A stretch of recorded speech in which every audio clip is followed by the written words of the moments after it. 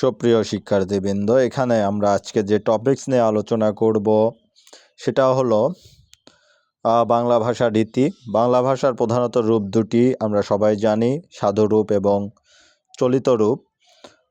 তো সাধু ও চলিত রূপ বা রীতির পার্থক্য সর্বনাম ও ক্রিয়াপদের ব্যবহারে, এটা একটা ইম্পর্টেন্ট বিষয়। সাধু ও চলিত রূপ বা রীতির পার্থক্য হয় সর্বনাম ও ক্রিয়াপদের ব্যবহারে।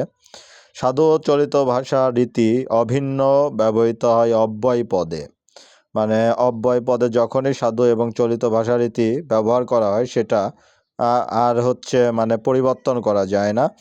সাধু ও চলিত রূপ বা রীতির পার্থক্য সর্বনাম মানে আমরা জানি প্রোনাউন, আর ক্রিয়া মানে ভার। প্রোনাউন ও ভার্বে এই পদে এই সাধু ও চলিত রূপ বা রীতির পার্থক্য হয় আর কি। চলিত ভাষারীতির আদর্শ রূপকে বলা হয় প্রমিত ভাষা বা স্ট্যান্ডার্ড ল্যাঙ্গুয়েজ। ভাষার সর্বজন গ্রাহ্য এবং সমকালের সর্বোচ্চ মার্জিত সৃষ্ট রূপকে বলা হয় প্রমিত ভাষারীতি, যেগুলো আমরা বইয়ে সাধারণত পড়ে থাকি। এখন আমরা যে ভাষাটি নিয়ে পড়ছি এটা মূলত প্রমিত ভাষার। শিক্ষায়, মৌখিক, সংবাদ মাধ্যম এবং বক্তৃতায়, সাংস্কৃতিক আলোচনায়, বার্তালাপে আমরা কোন ভাষা ব্যবহার করে থাকি? প্রমিত বাংলা ভাষা ব্যবহার করে থাকি। তবে আমাদের মাথায় রাখতে হবে প্রমিত বাংলা ভাষা আর আমরা যে আঞ্চলিক ভাষায় যে কথা বলি সেটা কিন্তু এক নয়। প্রমিত ভাষা কিন্তু বইয়ের ভাষা। তো 19 শতকের বাংলার যে লিখিত রূপ গড়ে ওঠে তার নাম হলো সাধু রীতি বা সাধু ভাষা বা স্ট্যান্ডার্ড লিটারারি স্টাইল। আর সংস্কৃত ব্যুৎপত্তি সম্পন্ন মানুষের ভাষাকে সাধু ভাষা বলে প্রথম অবহিত করেন রাজা রামমোহন রায়। এটা কিন্তু গুরুত্বপূর্ণ একটি কোশ্চিন, আবার আমি রিপিট করছি।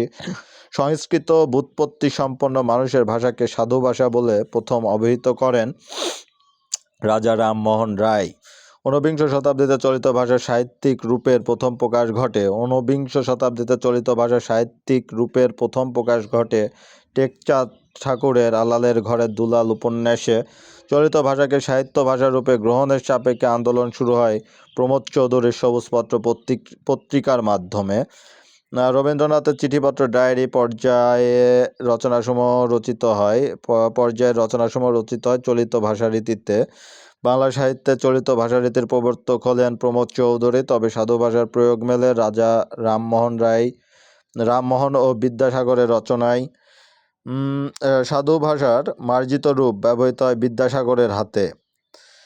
এটা ইম্পর্টেন্ট একটা টপিকস। সাধু ভাষার মার্জিত রূপ ব্যবহৃত হয় বিদ্যাসাগরের হাতে। সাধু ভাষা রীতির বৈশিষ্ট্য হলো গুরুগম্ভীর, এটা আমরা সবাই জানি, কিন্তু তৎসম শব্দবহুল যদি আসে তখন কিন্তু একটু কনফিউশন তৈরি হতে পারে। তাহলে সাধু ভাষার বৈশিষ্ট্য হলো তৎসম শব্দবহুল এবং বক্তৃতা ও নাটকের সংলাপের অনুপযোগী ভাষা। চলিত ভাষা রীতির বৈশিষ্ট্য হলো পরিবর্তনশীলতা, কিন্তু এখানে সবচেয়ে গুরুত্বপূর্ণ যেটা হলো তদ্ভব ও দেশি শব্দবহুল।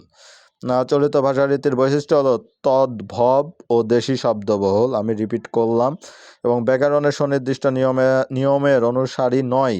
বক্তৃতা ও নাটকের সংলাপ উপযোগী ভাষা।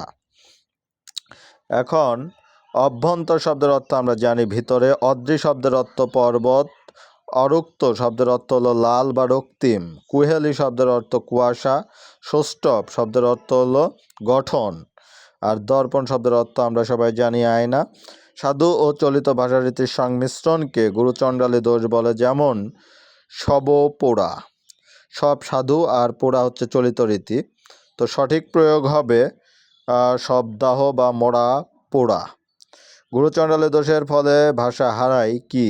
প্রকৃতিগত বৈশিষ্ট্য। তাহলে যে পোড়া এটা একটা গুরুচণ্ডালী দোষ। তাহলে এখানে কি হয়েছে? এখানে হয়েছে প্রকৃতিগত কি হারিয়েছে? এখানে ভাষা প্রকৃতিগত বৈশিষ্ট্য হারিয়েছে।